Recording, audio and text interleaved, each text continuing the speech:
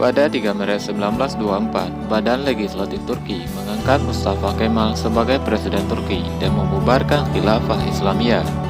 Mustafa Kemal Atatürk bertindak radikal guna menghancurkan peradaban Islam. Mustafa Kemal sebagai Presiden Republik Turki yang sekuler bertindak diktator dalam menjalankan pemerintahan. Ia menetapkan ideologi negara menganut paham sekularisme. Atas dasar ideologi negara ini, dia mengumumkan akan mengambil langkah-langkah kebijaksanaan untuk mencapai cita-citanya demi kepentingan negara Turki sekuler. Di antaranya, ia mengambil langkah menghapus syariah Islam dan tidak ada lagi jabatan kekhalifahan, mengganti hukum-hukum Islam dengan hukum-hukum Italia, Jerman, dan Swiss, menutup beberapa masjid dan madrasah, mengganti agama negara dengan sekularisme, mengubah azan ke dalam bahasa Turki, melarang pendidikan agama di sekolah umum, melarang kerudung bagi kaum wanita dan pendidikan terpisah, mengganti naskah-naskah bahasa Arab dengan bahasa Roma, pengenalan pada kode hukum Barat, pakaian, kalender, serta alfabet, mengganti seluruh huruf Arab dengan huruf Latin. Akibat ulah Mustafa Kemal Atatürk, pemaksaan ini akhirnya menjadikan Turki sebagai republik sekuler yang sangat anti terhadap dakwah Islam. Ciri Islam di Turki hampir-hampir hilang sama, sehingga kaum muslimin kesulitan menemukan jejak peradaban Islam di tanah Turki. Sesaat berkuasa, Kemal Atatürk pernah menggantung 30 ulama. Ia mengatakan, "Ketahuilah, saya dapat membuat negara Turki menjadi negara demokrasi bila saya dapat hidup 15 tahun lagi. Tetapi jika saya mati sekarang, itu akan memerlukan waktu 3 generasi." Begitulah Kemal Atatürk selalu berlaku angkuh di atas tindakan kekejaman dan anti-agama. Seorang yang dikenal sebagai pencetus sekularisme Turki, sekaligus penghancur kekhalifahan Turki dan agama Islam. Sekiranya Kemal Atatürk ini lahir di zaman adanya Rasulullah SAW pada saat ketika wahyu masih turun, bisa jadi namanya akan diabadikan seperti Fir'aun, Namrud, dan Abu Lahab. Cara kematian yang Allah telah datangkan kepada mereka. Orang-orang yang zalim itu teramat tragis sekali. Kematian mereka pun teramat unik. Namrud mati karena sakit kepala akibat dimasuki oleh seekor nyamuk melalui telinganya.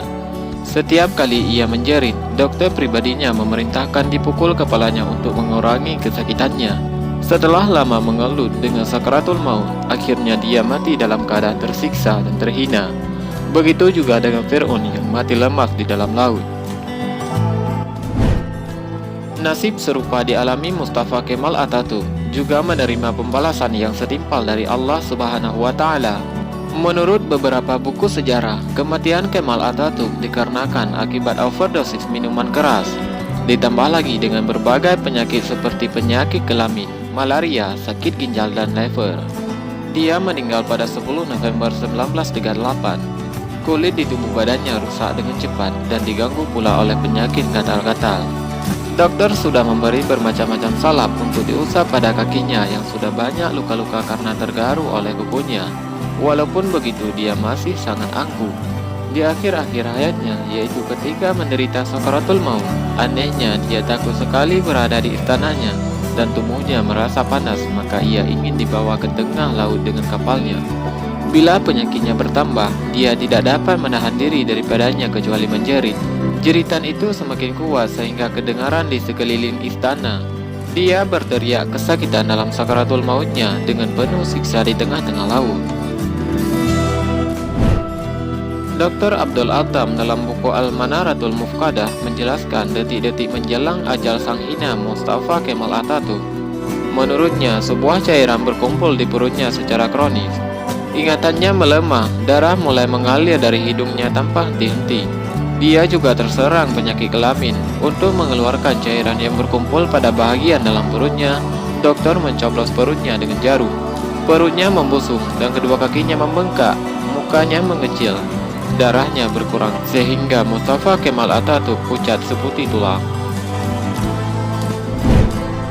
Dalam kitab Al-Jaza min Jinsil Amal, karangan Syekh Dr. Sayyid Husain Al-Afani, disebutkan, walaupun Atatürk dikelilingi para dokter, namun penyakit kanker hatinya baru diketahui pada tahun 1938. Padahal dia telah merasakan perihnya penyakit tersebut sejak 1936. Pada Kamis tanggal 10 Oktober 1938, Mustafa Kemal Atatürk terlempar ke sampah sejarah setelah ia mengalami sakaratul maut sebulan lamanya, yang tidak ada satupun dari pembantu dan para dokternya yang berani mendekati dia ketika itu. Setelah 9 hari, barulah mayatnya disembahyangkan, itu pun setelah didesa oleh seorang adik perempuannya. Saat mayatnya hendak ditanam, tanah tidak menerimanya. Tak dapat dibayangkan bagaimana tanah tidak menerimanya. Karena putus asa, mayatnya diawetkan sekali lagi dan dimasukkan ke dalam museum yang diberi nama etnografi selama 15 tahun sampai tahun 1953. Setelah 15 tahun, mayatnya hendak ditanam kembali, tetapi bumi sekali lagi tak menerimanya. Habis ikhtiar, mayatnya dibawa pula ke satu bukit, ditanam dalam batu bangunan marmer berat 44 ton. Apa yang menyedihkan, ulama-ulama saat itu mengatakan bahwa bukan hanya bumi Turki, seluruh bumi Allah ini tidak akan menerima Kemal Atatürk. Kemudian mayatnya telah dipindahkan ke Ankara dan dipertontonkan di hadapan Grand National Assembly Building. Pada 21 November, ia dipindahkan pula ke sebuah tempat sementara di Museum Etnografi di Ankara yang berdekatan dengan gedung parlemen. 15 tahun kemudian, yaitu pada tahun 1953, barulah mayatnya diletakkan di sebuah bukit di Ankara.